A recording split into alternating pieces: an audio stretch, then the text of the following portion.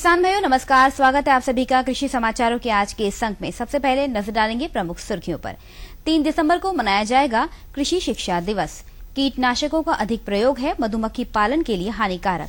सहफसली खेती मुनाफे का है जरिया और कृषि ग्रामीण महिलाओं के बिना है अधूरी। अब कृषि समाचार विस्तार से। केंद्रीय कृषि एवं किसान कल्याण मंत्री ने कहा कि 3 दिसंबर को अब हर साल कृषि शिक्षा दिवस के रूप में मनाया जाएगा। उन्होंने कहा कि डॉक्टर राजेंद्र प्रसाद केंद्रीय कृषि विश्वविद्यालय आने वाले दिनों में बिहार समेत पूरे प्रदेश की कृषि शिक्षा को नई दिशा और गति प्रदान करेगा। डॉक्टर राजेंद्र प्रसाद केंद्रीय कृषि विश्वविद्यालय बिहार के स्थापना दिवस समारोह के अवसर पर शनिवार को केंद्रीय कृषि मंत्री ने कहा कि केंद्र सरकार देश में कृषि शिक्षा मजबूत करने के लिए लगातार काम कर रही है, क्योंकि कृषि की प्रगति और विकास उच्च कृषि शिक्षा संस्थान और अनुसंधान संस्थानों पर निर्भर करती है। उन्होंने कहा सरकार विश्व बैंक के सहयोग से 1000 करोड़ रुपए के साथ राष्ट्रीय कृषि शिक्षा परियोजना प्रारंभ करने जा रही है। इस योजना का उद्देश्य उत्कृष्टता के नए केंद्रों की स्थापना, पिछड़े राज्यों में कृषि शिक्षा को बढ़ावा, प्रशिक्षण के माध्यम से क्षमता विकास एवं कृषि पाठ्यक्रम को आधुनिक बनाकर गुणवत्ता सुनिश्चित करना है। अधिक परागकण की कमी से फसल की उत्पादकता के साथ उसकी पोषकता और गुणवत्ता पर काफी गिरावट देखने को मिल रही है। इसकी वजह खेती में तेजी से कीटनाशक का बढ़ता उपयोग है। किसानों द्वारा कीटनाशक के इस उपयोग से मधुमक्खियों का परागण नहीं हो पा रहा है। इसके साथ ही ये मधुमक्खियों के लिए जान के लिए भी खतरा बनता जा रहा है। मौसम में आए बदलाव की वजह से लगभग सभी किसान कीटनाशक का उपयोग कर रहे हैं। अधिक मात्रा में किए जा रहे इस कीटनाशक के उपयोग से मधुमक्खियों का परागण कम होता जा रहा है। इससे फलों और सब्जियों की फसल पर काफी असर देखने को मिल रहा है। फसलों की पैदावार के साथ बीजों की गुणवत्ता में भी कमी आ रही है। फसलों पर कीटनाशक दवाओं और जहरीले केमिकल के छिड़काव से मधुमक्खियां परागण नहीं कर पाती हैं। इसके अलावा छिड़काव के बावजूद अगर ये मधुमक्खियां खेतों में परागण के लिए आती हैं तो हानिकारक कीटनाशकों के प्रभाव से इनकी मौत हो जाती है। किसान मौसम और समय को महत्व देते हुए पारंपरिक खेती से बाहर निकलकर आधुनिक खेती के तहत मीडो सिस्टम से फलों की खेती कर रहे हैं। इसके जरिए किसान फलों के बीच में अन्य फसल उगाकर अतिरिक्त आय से अच्छा मुनाफा कमा रहे हैं। मीडो सिस्टम एक ऐसी प्रणाली है जिसमें एक फसल के पौधों को खेतों में पेड़ी की तरह उचित दूरी पर लगाया जाता है। पौधों की इस सीमित दूरी के बीच में अन्य ऐसी फसल उगाई जाती है जो लगाई गई प्रमुख फसल से पहले ही तैयार हो जाए। इस तरह की प्रणाली अधिकतर फलों की खेती में उपयोग की जाती है। इसके साथ ही एक ही जमीन पर कई तरह की फसलों के लगने से मिट्टी की उर्वरक क्षमता भी बढ़ती है। किसानों के मुताबिक सर्दी की फसल में टमाटर दिसंबर में तुड़ाई के लिए तैयार हो जाते हैं और ये तुड़ाई फरवरी तक चलती रहती है। टमाटर की फसल में बात अगर सिंचाई की करें तो सर्दी में 8 से 10 दिन व गर्मी में 6 दिन के अंतराल से जरूरत के हिसाब से सिंचाई करनी चाहिए। बूंद बूंद सिंचाई से 60 से 70% तक पानी की बचत के साथ साथ 20 से 25% उत्पादन अधिक प्राप्त किया जा सकता है। पौध लगाने के 20 से 25 दिन बाद पहली निराई गुड़ाई करें। आवश्यकता के मुताबिक दोबारा निराई गुड़ाई कर खेतों को खरपतवार रहित रखना अच्छा रहता है। यह बात सिर्फ भारत की नहीं पूरे विश्व की है। पूरी दुनिया में कृषि क्षेत्र में ग्रामीण महिलाओं का अहम योगदान है। आपको ये जानकर हैरानी होगी कि दुनिया भर में ग्रामीण महिलाओं का कृषि क्षेत्र में योगदान 50% से भी ज्यादा है।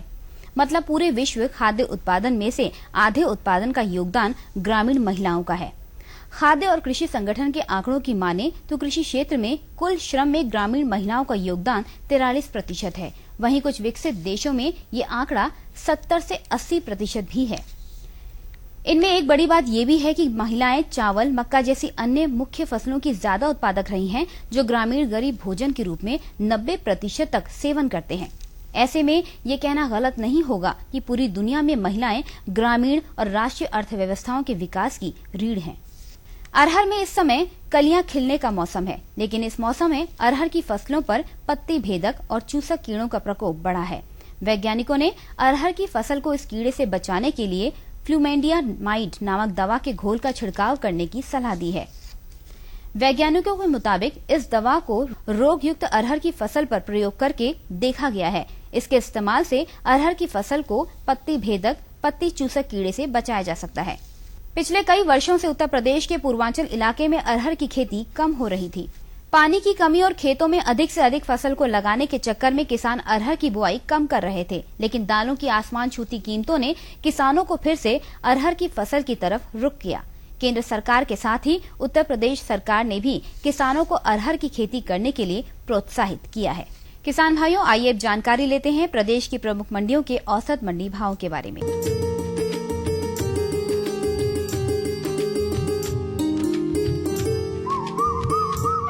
सबसे पहले बात करेंगे गेहूं के भाव की। इलाहाबाद की मंडी में गेहूं का भाव 1920 रुपए प्रति क्विंटल, इटावा में 1880 रुपए, लखीमपुर की मंडी में गेहूं का भाव 1765 रुपए और सुल्तानपुर की मंडी में गेहूं 1835 रुपए प्रति क्विंटल के हिसाब से बिका। चावल की बात करें तो इलाहाबाद की मंडी में चावल का भाव 2235 रुपए प्रति क्विंटल, इटावा की मंडी में 2245 रुपए, लखीमपुर की मंडी में 2150 रुपए और सुल्तानपुर की किसान मंडी में चावल का भाव 2120 रुपए प्रति क्विंटल के भाव रहा। इसी तरह अगर सरसों के भाव पर नजर डालें तो इलाहाबाद की मंडी में सरसों 4130 रुपए प्रति क्विंटल, इटावा की मंडी में 4180 रुपए, लखीमपुर की किसान मंडी में सरसों का भाव 4360 रुपए और सुल्तानपुर की मंडी में सरसों 4220 रुपए प्रति क्विंटल के भाव से बिकी। आलू की कीमतों पर नजर डालें तो इलाहाबाद की मंडी में आलू का भाव 650 रुपए प्रति क्विंटल, इटावा की मंडी में 680 रुपए, लखीमपुर में आलू 900 रुपए और सुल्तानपुर की मंडी में आलू का भाव 830 रुपए प्रति क्विंटल रहा। आखिर में एक नजर टमाटर की कीमतों पर भी। इलाहाबाद की मंडी में टमाटर का भाव 1050 रुपए प्रति क्विंटल, इटावा की मंडी में टमाटर 550 रुपए प्रति क्विंटल, लखीमपुर की मंडी में 925 रुपए प्रति क्विंटल और सुल्तानपुर की मंडी में टमाटर का अधिकतम औसत भाव 1320 रुपए प्रति क्विंटल के हिसाब से दर्ज किया गया। तो किसान भाइयों, ये थे प्रदेश की प्रमुख मंडियों के औसत मंडी भाव। अब दीजिए अनुमति, मिलते हैं समाचारों के अगले अंक में। मेरे साथ बोलो ए बी। अरे नादान, बच्चे को एबीसी सिखा रहा है। अरे काम धंधे की एबीसी तू कब सीखेगा? ये देख विज्ञापन। तेरे जैसे कृषि विज्ञान सीखे हुए युवाओं के लिए भारत सरकार के कृषि मंत्रालय ने एक योजना बनाई है, ACABC। ACABC? जी हाँ, ACABC यानी एग्री क्लिनिक्स और एग्री बिजनेस सेंटर। इसके तहत कृषि विज्ञान पढ़े युवाओं का चयन होने पर उन्हें मुफ्त ट्रेनिंग दी जाती है और हाँ, अपना कारोबार चलाने के लिए बैंक से लोन भी मिलता है। इसके साथ ही अगर युवा अपने इलाके के किसानों की खुशहाली के लिए उन्हें खेती बाड़ी व अपने कारोबार से जुड़ी लाभदायक जानकारी देते रहेंगे तो उन्हें लोन पर 36 से 44% तक की सब्सिडी भी मिलेगी। तब तो मैं जरूर सीखूंगा काम धंधे की ABC। शाबाश, चलो अपनाएं स्वरोजगार, खेती में हो विकास अपार। खुशबू की फुहार में, स्वाद की बहार में, तरक्की की तानों में, खिलती मुस्कानों में, हरे भरे पौधों में, बड़े बड़े सौदों में, मधुर भिनभिनाहट में, खुशियों की आहट में, बागवानी मिशन में, हमारी चाहत, आपकी मुस्कुराहट।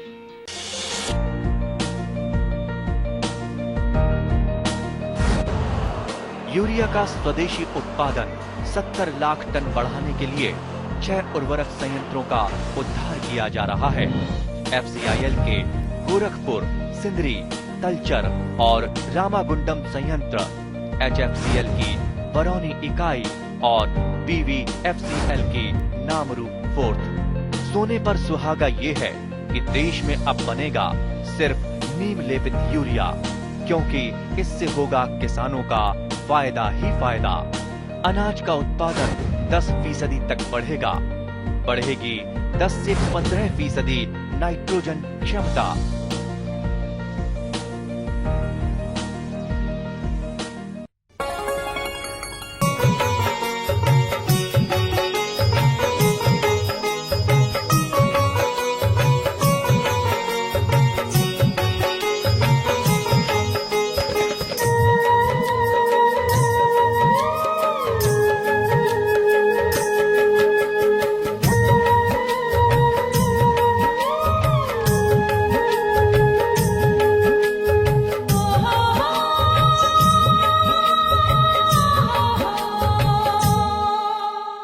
किसान भाइयों नमस्कार। स्वागत है आप सभी का आपके अपने खास कार्यक्रम, आपके अपने मनपसंद कार्यक्रम कृषि दर्शन में।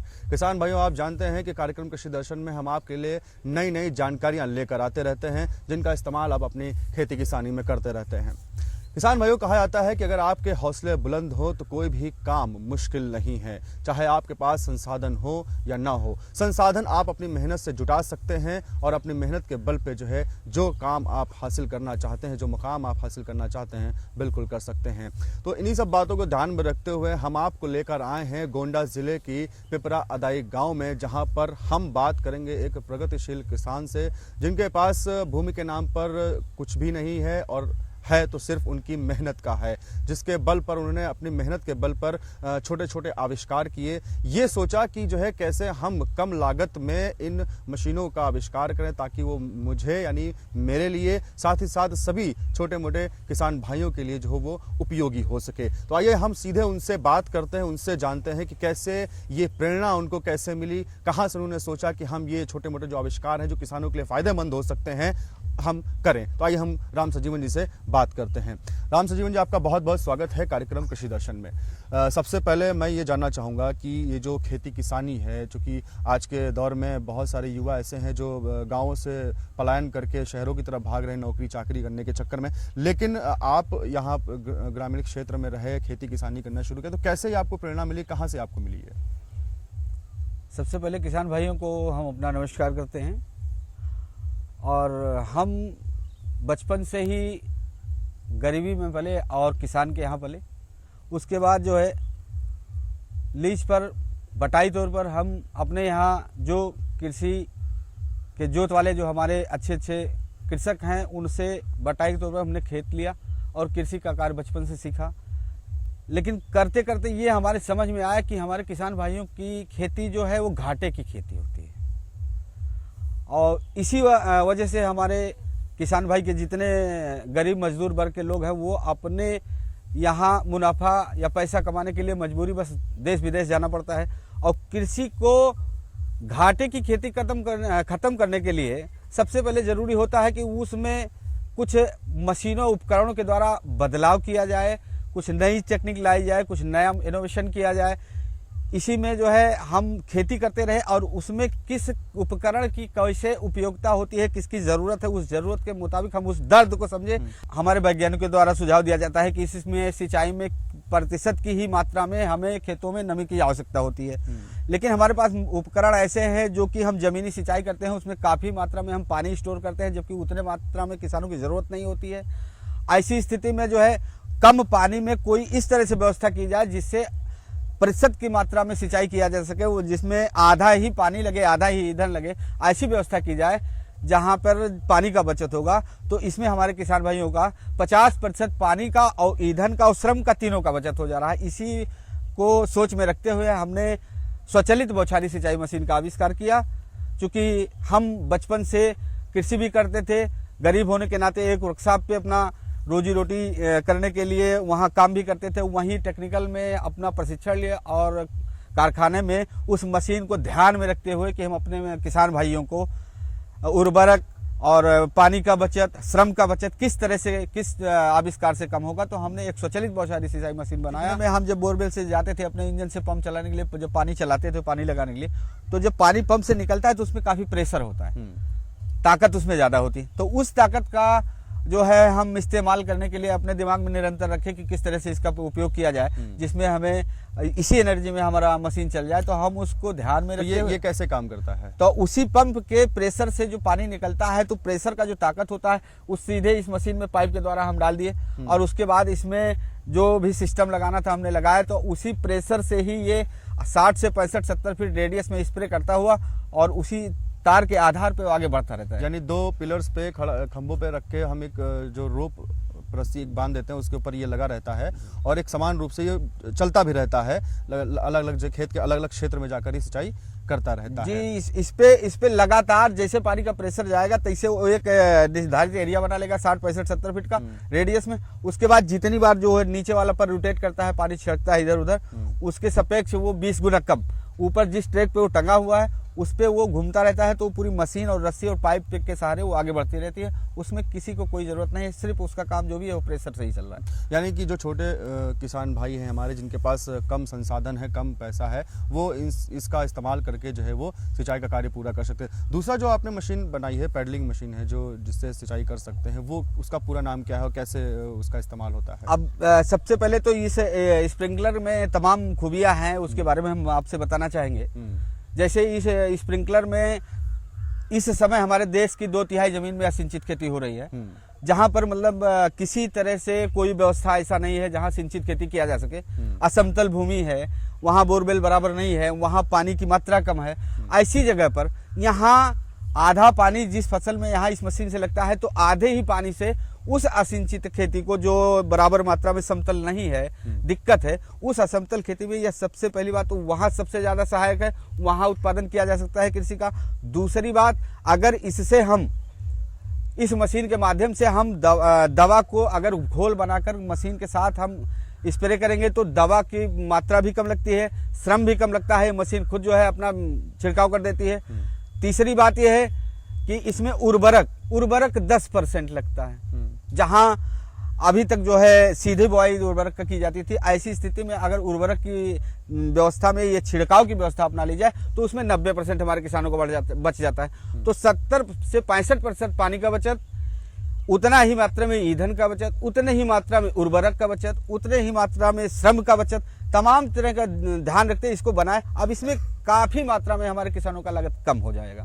यानी कि प्रदूषण रहित है, कम ईंधन में, कम लागत में हम जो है इससे पूरे खेत में सिंचाई कर सकते हैं, रोगनाशक और कीटनाशक डाल सकते हैं। दूसरे वाली जो मशीन की मैं बात करूं उसके बारे में कुछ बताएं विस्तार से। दूसरा जो हमने एक पैडल का पंप बनाया, एक छोटे किसान के लिए सबसे बड़ी समस्या होती है अर्थ की, पैसे की व्यवस्था उस समय नहीं होती है। तो ऐसी स्थिति में हमने एक श्रम से, शारीरिक श्रम से पैडल करके पंप से ऐसे सिस्टम लगा दिए हैं जो कि आप आराम से एक कुर्सी पे बैठकर पैर से पानी 1 से 1.25 इंच पानी निकालकर आधे एकड़ की खेती, चाहे वो कृषि की खेती हो, चाहे बागवानी की हो, चाहे वो किसी फल फूल की खेती हो, तमाम खेती को अपने घर बैठकर बिना ईंधन के, बिना प्रदूषण के, बिना किसी एनर्जी के, आप शरीर की एनर्जी उसी में व्यायाम करेगा, स्वस्थ भी रहेगा और उसका खेती भी हो जाएगा। और जो आपने ये छोटा ट्रैक्टर का आविष्कार किया है वो किस तरीके का है और कैसे इस्तेमाल कर सकते हैं, किन किन चीजों में इस्तेमाल हो सकता है खेती किसानी में? छोटा ट्रैक्टर बनाने का मतलब हमारा ध्यान हमेशा केंद्रित रहा है, बचपन से केंद्रित रहा है कि कृषि में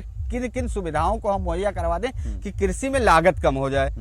कृषि में लागत इस समय जैसे हमारे गन्ना की फसल है, हमारे मक्के की फसल है, हमारे सब्जी की फसल है, हमारे फूलों की फसल है, बागवानी की फसल है, इसमें जो है निकाई गुड़ाई में अधिकतर पैसा हमारे किसानों को व्यय करना पड़ता था। तो अधिकतर पैसा जब व्यय होता था तो उतना पैसा भर्ती जो है किसानी की लागत पे ज्यादा पड़ जाता था। ऐसी स्थिति में हम छोटा सा ट्रैक्टर जो बना दिए हैं, इसमें आप गन्ने के बीज की निकाई गुड़ाई, आधे एकड़ के खेत की जुताई, 1 एकड़ की खेत की जुताई, सीधी जुताई, बागवानी की, मतलब सारे निकाई गुड़ाई की व्यवस्था हमारे किसान जो है, जहां उनका 1000 लग रहा था उतना वो 200 रुपए में कर सकते हैं बहुत आराम से। इससे उनका लागत कम हो जाएगा। तो जो आपने ये आविष्कार किए हैं तो इसके लिए सरकार की तरफ से आपको क्या मदद है कि किस तरह से, क्या पेटेंट की कोई व्यवस्था हो रही है, क्या व्यवस्था हो रही है? इसमें जो पेटेंट की प्रक्रिया होती है, पेटेंट की प्रक्रिया के लिए जो हमने सबसे पहले स्प्रिंकलर को हम यहाँ से उत्तर प्रदेश से लेकर राष्ट्रपति भवन तक इसका प्रदर्शन किए, वहाँ से हम अवार्डित हुए, सम्मानित हुए, और उसके बाद में पेटेंट NIF अहमदाबाद के माध्यम से हमारा स्वचालित बौछारी सिंचाई मशीन का पेटेंट अप्लाई वहाँ से किया गया। उसके बाद फिर हमने ट्रैक्टर बनाया, उसका पेटेंट मैं खुद करवाया, और उसके बाद फिर हमने जो है पैडलिंग पंप जो बनाया उसका पेटेंट मैं खुद करवाया। तो जो आपने खेती किसानी करने का जो अपना तरीका बनाया है और जैसे आप कर रहे हैं, मुझे पूरी उम्मीद है कि आने वाले समय में ये और बेहतर आविष्कार और बेहतर होगा और ये खेती के लिए और बेहतर साबित होगा। तो इन सभी जानकारियों के लिए, अपने अनुभव हमसे शेयर करने के लिए आपका बहुत बहुत धन्यवाद। तो आइए अब हम बात करते हैं कृषि विभाग से सहायक विकास अधिकारी शैलेंद्र कुमार जी से और उनसे जानते हैं कि जो आविष्कार हुए हैं ये किस तरीके से जो है आम किसान भाइयों के लिए लाभदायी हैं, उपयोगी हैं। शैलेंद्र जी, आपका बहुत बहुत स्वागत है कार्यक्रम कृषि दर्शन में। सबसे पहले जानना चाहता हूं कि जो ये आविष्कार है राम सजीवन जी का, वो कितना उपयोगी है हम सभी किसान भाइयों के लिए? ये जो छोटे किसान के उद्देश्य को रखते हुए राम सजीवन जी ने जो आविष्कार किया है वो काफ़ी मल्टीपर्पस है। मल्टीपर्पस का मतलब ये हुआ कि एक तो छोटे किसान हैं, खरीदने की उनके पास समस्या होती है, पैसा का अभाव होता है, तो छोटे यंत्र यदि होते हैं तो वो खरीद सकते हैं। हमारे जो छोटे किसान हैं वो छोटे यंत्र की खरीदारी कर सकते हैं, बड़े यंत्र नहीं खरीद सकते हैं। और जो छोटे यंत्र के निर्माण की बात है तो जो राम सजीवन जी ने जिस तरह से अपना हौसला रखा, बुलंदी रखा, मेहनत रखा है किसानों के लिए, उनका मैं कदरदान हूँ, उनको मैं शुक्रिया अदा करता हूँ। सरकार किसानों के बीच प्रचार प्रसार कर रही है, हम लोग भी उसके अंग हैं, हम लोग भी प्रचार प्रसार करते हैं कि किसान इस यंत्र को खरीदे और उस पर जो भी अनुदान की राशि होती है उस सब पर सरकार जो है एक निश्चित रूप से सब्सिडी प्रोवाइड करती है। और इसी तरह से यदि इनका स्प्रिंकलर जो है, मोबाइल स्प्रिंकलर जो है, ये छोटा ट्रैक्टर है, यदि ये बाज़ार में आती है तो सरकार भी ऐसे यंत्र पर बिल्कुल ध्यान देगी और आगे भविष्य में किसानों को जागृत करेगी। और हम लोग उसके जो है कृषि विभाग उसके प्रचार प्रसार का माध्यम बनते हैं और प्रचार प्रसार करके किसानों को बताते हैं, समझाते हैं, यंत्र की उपयोगिता को समझाते हैं। क्योंकि छोटे यंत्र एक्चुअली मल्टीपर्पज़ होते हैं, है ना। जो छोटा इनका ट्रैक्टर है वो उसमें क्या है कि उसमें ट्राली भी लगाया जा सकता है पीछे से छोटा, तो जो भी उनका धुर गनौर हुआ वो सवेरे लेकर के अपने किसानी खेत तक चले गए। एक पर्पस ये भी किसान का पूरा होता है। दूसरी पर्पस है कि आल के किनारे किनारे जो घास वगैरह ज़्यादा होते हैं तो वो भी अपना जो है राउंडिंग में करके सुबह शाम अपना वो घास का निकौनी कर लेगा, है ना। तीसरी चीज़ कि जो लाइन में बोई गई खेती है, खास करके गन्ना या केला हो गया या बागवानी हो गया या किचन गार्डन हो गया कि जहाँ पर बड़े यंत्र बिल्कुल मुश्किल होते हैं, सिर्फ कुदाल ही चलाया जा सकता है, तो वहाँ पर ये यंत्र का उपयोगिता बहुत ज़्यादा बढ़ जाता है। तो इस हद से हम मानते हैं कि ये काफ़ी उपयोगी होगी किसानों के लिए और अपने देश के लिए भी ये काफ़ी उपयोगी है। शरण जी, जैसा कि आपने बताया कि जो आविष्कार राम सजीवन जी ने किया है छोटे स्तर पर है और छोटे आम किसानों के लिए बहुत फ़ायदेमंद है। और ख़ासकर जो ऐसे खेती किसानी जहाँ पर होती जहाँ पे से आम के पेड़ लगे हुए हैं या फिर सह फसली खेती हो रही है तो वहाँ पे छोटी जगह पे जाना है तो ये बहुत ही फ़ायदेमंद हो सकता है। तो आपका इन सभी जानकारियों के लिए बहुत बहुत धन्यवाद।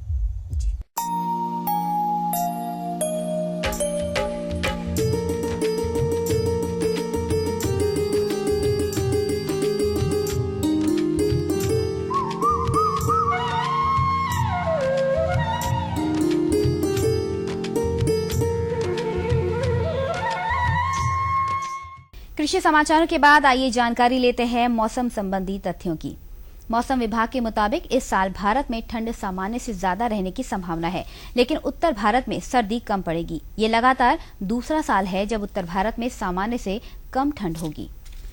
सर्दियों के पहले पूर्वानुमान में मौसम विभाग ने कहा कि इन सर्दियों में CW जोन भी न्यूनतम तापमान सामान्य से ऊपर रहने की संभावना बहुत ज्यादा है।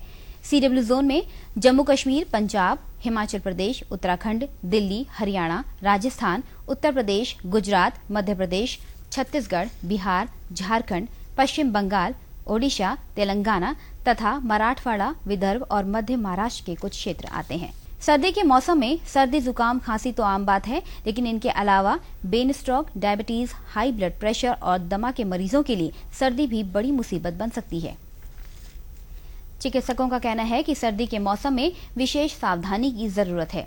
सर्दी शुरू होते ही शहर के अस्पतालों में ब्रेन स्ट्रोक, दमा, हाई ब्लड प्रेशर के मरीजों की भीड़ लग रही है। वहीं दिल के मरीजों में 25% इजाफा हुआ है।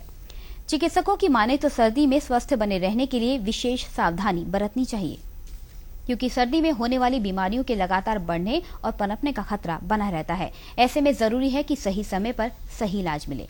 सर्दी के मौसम में शरीर को जितना ढककर रखेंगे उतना ही आप बीमारियों से बचे रहेंगे। और आखिर में जायजा लेते हैं प्रदेश के प्रमुख शहरों के अनुमानित तापमानों का।